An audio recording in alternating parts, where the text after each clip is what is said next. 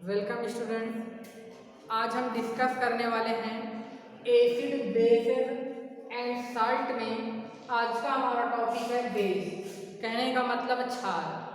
कल हमने पढ़ा था एसिड के बारे में, उसकी डिटेल देखी थी। आज हम डिटेल बात करने वाले हैं बेस, कहने का मतलब क्षार की बात करने वाले हैं। टोटली एसिड के बारे में कल आपको बताया गया था।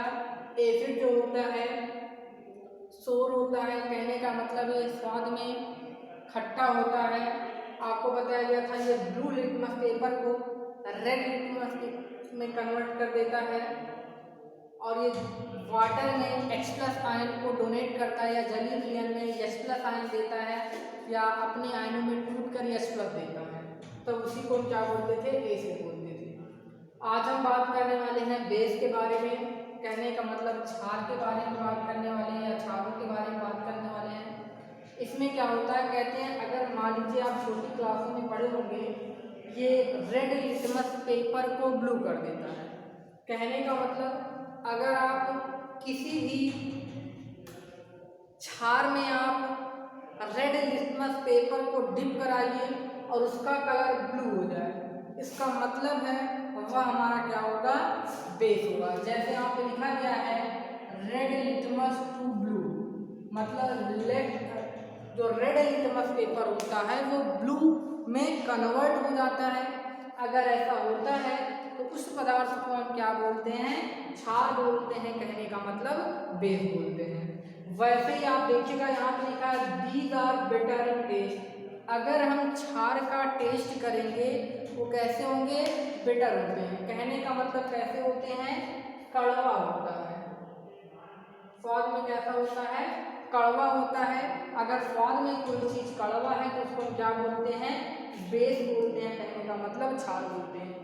अगर वो रेड लिटमस पेपर को ब्लू लिटमस में कन्वर्ट कर देता है या रेड लिटमस पेपर को ब्लू कलर में कन्वर्ट कर देता है, फिर भी हम उसको क्या बोलते हैं, बेस बोलते हैं। सबसे इम्पोर्टेंट जो है करेक्टर OH- आयन का करेक्टर। कहते हैं अगर आप किसी भी बेस को वाटर में डिप करिए या वाटर में डिजॉल्व करिए या वाटर में डालिए तो वो OH- आयन देता है। कहने का मतलब ऐसे समस्त पदार्थ जिनको जल में घोलने पर OH- आयन देते हैं, ऐसे पदार्थ क्या कहलाएंगे, क्षार कहलाएंगे। मतलब अगर आप इनको वाटर में डिजॉल्व करोगे तो ये OH- आयन क्या करेंगे, डोनेट करेंगे, मतलब OH- आयन देंगे। अगर OH- आयन दे रहे हैं तो इसको हम क्या बोलेंगे, बेस बोलेंगे। जैसे एग्जांपल की बात करते हैं, अगर आप NaOH का एक्वस सॉल्यूशन लीजिए या जलीय विलयन इसमें डालिए। जलीय विलयन कहने का मतलब आप इसको वाटर में डिजॉल्व करिए, ये बनेगा Na + aqueous plus OH- aqueous. तो आप देखिए ये वाटर में डालने के बाद एक्वस सॉल्यूशन बनाने के बाद ये किसमें टूट रहा है, OH- आयन दे रहा है। अगर OH- आयन देगा तो यह पदार्थ हमारा क्या कहलाएगा, बेस कहलाएगा, कहने का मतलब क्षार कहलाएगा।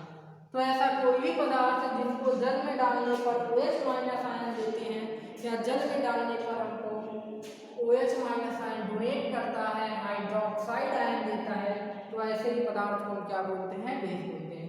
और एग्जाम्पल देखिए, जैसे मान लीजिए KOH है, अगर आप इसको वाटर में डालिए तो ये K+ एक्वस और OH- एक्वस। तो आप देखिए यहाँ पर भी ये पदार्थ जल में डालने पर OH- आयन दे रहा है, इसलिए यह पदार्थ हमारा क्या कहलाएगा, बेस कहलाएगा। ऐसे बहुत सारे एग्जाम्पल दैट इज आपको क्षार बोलेंगे।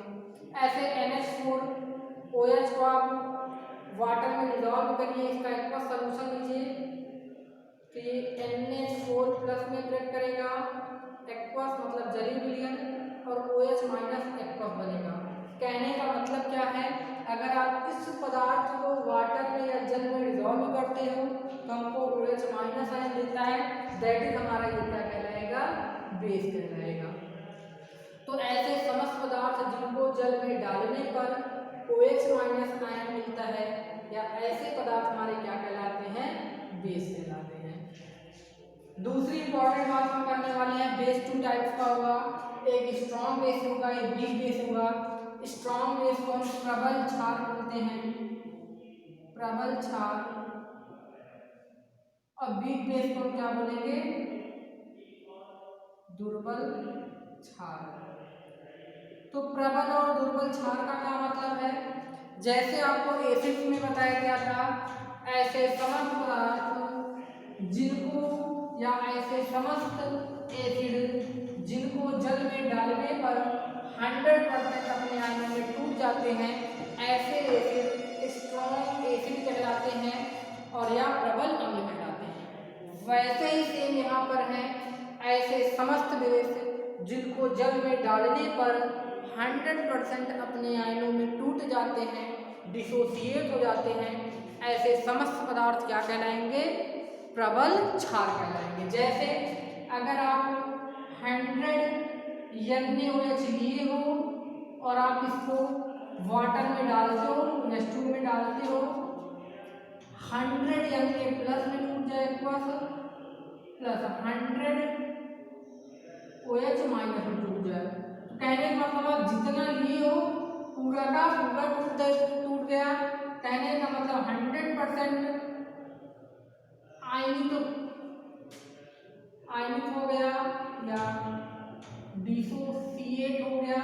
इसका मतलब क्या है, ऐसा पदार्थ हमारा क्या कहलाएगा, स्ट्रॉन्ग बेस कहलाएगा।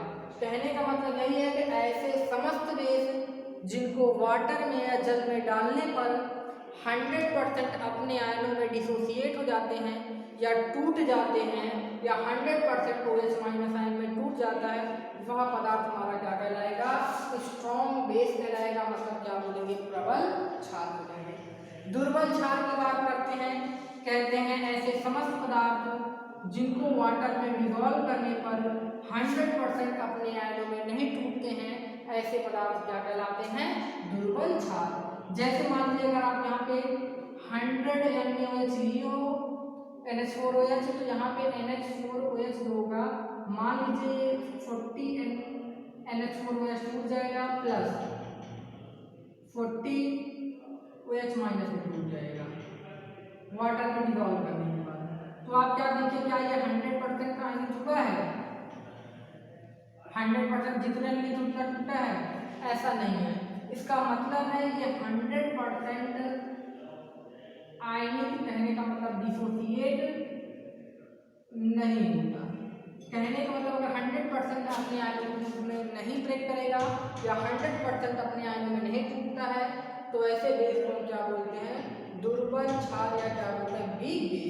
मतलब ऐसे बेस जिनको वाटर में डालने पर 100% OH माइनस आयनों में ना टूटे, या 100% अपने आयनों में ना टूटे, ना विभक्त हो, तो ऐसे ही पदार्थ को हम क्या बोलेंगे, वीक बेस बोलेंगे।